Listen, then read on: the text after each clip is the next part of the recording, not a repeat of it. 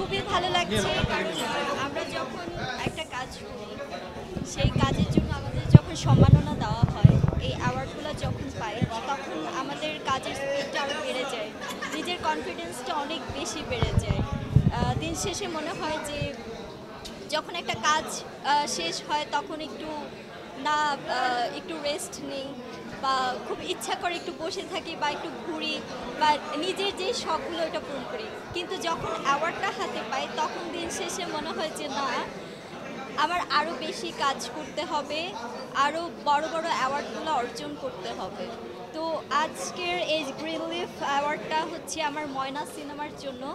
So আমি মনে করি যে দেশের বাহিরে 7টা দেশে ময়না সিনেমা আসলে অ্যাওয়ার্ড পেয়েছে এবং বিভিন্ন ফেস্টিভ্যালে দেখানো হয়েছে। তো বাংলাদেশ থেকে এই যে সম্মাননা পাচ্ছে এটা আমার জন্য অনেক বড় একটা অ্যাচিভমেন্ট, কারণ ময়না সিনেমার পরিচালক একদমই নতুন। আমি যাও সিনেমার কাজ করেছি মঞ্জুরুল ইসলাম মেঘ ভাই, আর এই সিনেমার গল্প এবং প্রযোজক আলিমুল্লাহ খোকন ভাই, তাদের জন্য স্পেশাল থ্যাঙ্কস জানাই যারা আমাকে এত বড় একটা দায়িত্ব দিয়েছেন।